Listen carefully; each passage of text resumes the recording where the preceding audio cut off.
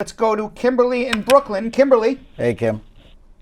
Hi, good afternoon. Hi, Kim. Happy 100th show. Thank you. I'm just calling because I have a friend that lives in Jamaica, was recently pled guilty and convicted for selling and possession of cocaine. He holds a 10-year visa. Will he be allowed back into America? Because they didn't revoke his stuff in Jamaica, but I was just wondering if he's able to come back. No. You've been doing this show now with me for 19 years. No, he's never he was never coming back again. If you have a conviction for cocaine, they are not allowing him. Just because they didn't revoke his visa doesn't mean they're going to let him in the country. He's going to get on an airplane. He's going to come to the airport. They're going to say, "Sir, you come into the bad boy room." And in the bad boy room, they're going to hold him for days until they deport him back home. The only way you are ever coming to the United States with a drug conviction these days is if you are a U.S. citizen. Now, sometimes people get deported and they were U.S. citizens, but generally, otherwise, no, unfortunately. Okay, and there's no way to marry him or anything like that? You can marry him, but you can't live with him in America. Oh, he can't come. He can never come back. Never come back. Okay, thank you. You're welcome. All right. Sorry about that. There goes that relationship. That's the end of that relationship. Yep. Mm-hmm. All right, let's go to Simone in Poughkeepsie, New York. Simone. I have a question. Yes. Good afternoon, guys. Can you speak on DACA and what it means for persons who DACA expired before the September 5th deadline? Like a lapse of over a year? Well, I will tell you, there is DACA, October 5th was the deadline. Now, a California judge in the Northern District has made a temporary injunction on that deadline simply because he said that the October 5th deadline was completely arbitrary. Why did they pick October 5th? Why didn't they pick October 10th? Why didn't they pick October 20th? It was a completely arbitrary deadline on why Donald Trump said October 5th and that's it. So he has opened up DACA renewals, not for new DACA applications. In other words, people who had never applied for DACA, you can't do it now. Mm-hmm. But people who missed that October 5th deadline will be able, immigration is accepting those applications. Do it now because we don't know what the higher courts are going to do. And if they accept the application, they will extend your DACA for 2 more years. Okay. All right, so go do it. Okay? All right, thank you. 1-800-529-5465. Once again, people, we're asking you all, listen up. I know Brad did not say this, but I'm saying it. Go to the Facebook page, Brad and Squeeze. Share to your own timeline and share to at least 50 people. Get us to 300 concurrent viewers at the same time plus more.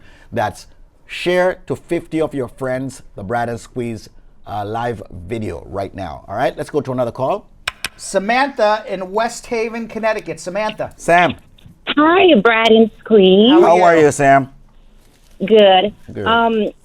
Brad, Yes. Be a little bit patient with me. I know you're not the most patient monkey in the jungle. So What do you mean I'm a monkey, by the way?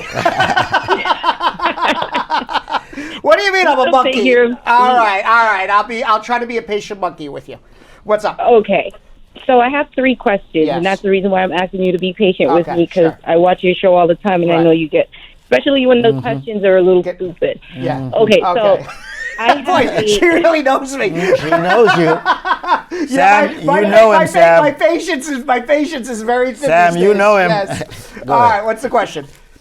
Okay, so I have a cousin who just All right, got that's married enough, in Sam. Jamaica. I've had it with you. No, all right, go ahead.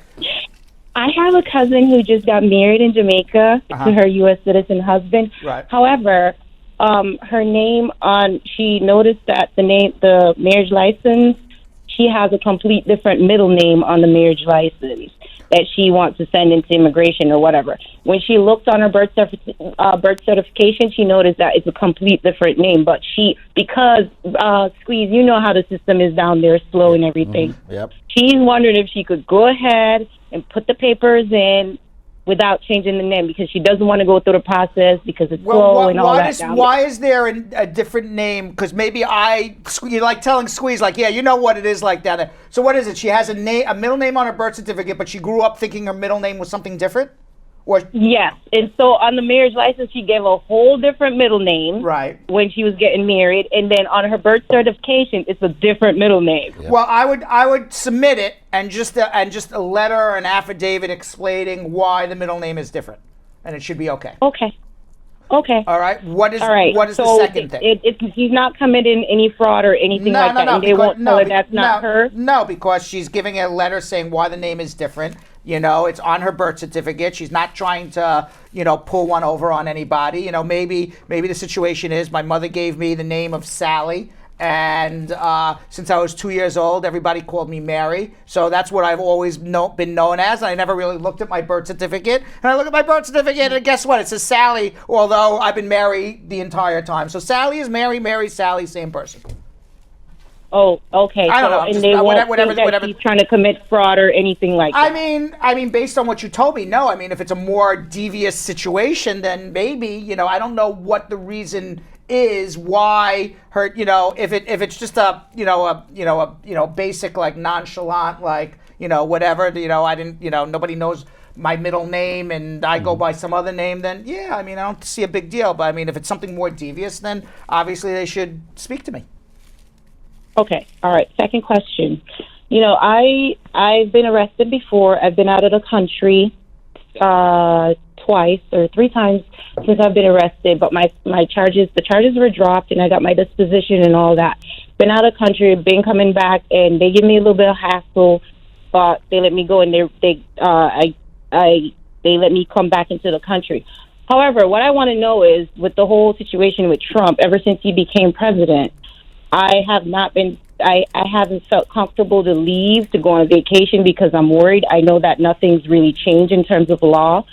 But, what if somehow I leave and, I'm coming back and they, decided that, how Trump is unpredictable. He is unpredictable. So yes, that certainly is a concern. What about becoming a citizen? Well, I spoke to another lawyer, and they told me that because it was a fight, some good moral character against me, I have to wait until 5 years. How long is that? How long has it happened been? in 2004. 2004? Well, that brings me to my other question. I'm eligible to file in. This happened in 2014. Sorry, I'm eligible to file in next year. So I want to know is, let's say I'm coming back into the country, and I know you guys, I have your number stored and everything. I heard you guys say dial, save the number. I did that. I'm one of those persons who did that. Good. So what if I'm coming in late night? Is it, can I reach one of you guys? Let's say I get arrested. Listen, if you come in whether you come in at 1 in the afternoon or 2 in the morning, you have our telephone number, but there's nothing I can do. I can't no immigration lawyer can come to the airport and pull you out of a secondary inspection simply because you have no right to an attorney until you get admitted to the United States or you go see a judge. So whether you call me at 1 in the morning or 1 in the afternoon, I can't come see you. The only thing I would suggest is two things: is you always demand to see a judge. Okay, and then when you get to see a judge, obviously you have a lawyer who is present to help you. Okay, so now like I said, I'm eligible to file for my citizenship. But based on what you're telling me, as long as the case was dismissed, you should be okay. Trump can change rules, but he can't change laws, and the law says if you don't have an inadmissible offense, you're allowed in America. Okay, well, so how soon? Because I'm still waiting for my the 5 years, which is next year, July. How soon can I put in the papers next year for citizenship? Wait until the full 5 years, and that way there's no issue. Okay, so I couldn't put it in No. like I know you say 3 months before. No. I have to wait the full 5 years. Wait the full 5 years, correct. Okay. All right. One last question. Yes. What do you know about Operation Junus? Operation what? Junus. What's Operation Junus? I don't know anything about it. Well, I was reading an article that says that they were naturalizing people. Oh. Yes, they have denaturalized about 70 some odd people. I didn't know what it was called, but they have denaturalized about 70 some odd people who had aggravated felonies and should never have become citizens.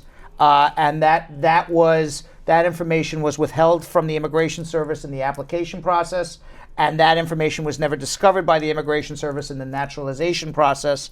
And had they known about this, they would never have made that person a citizen.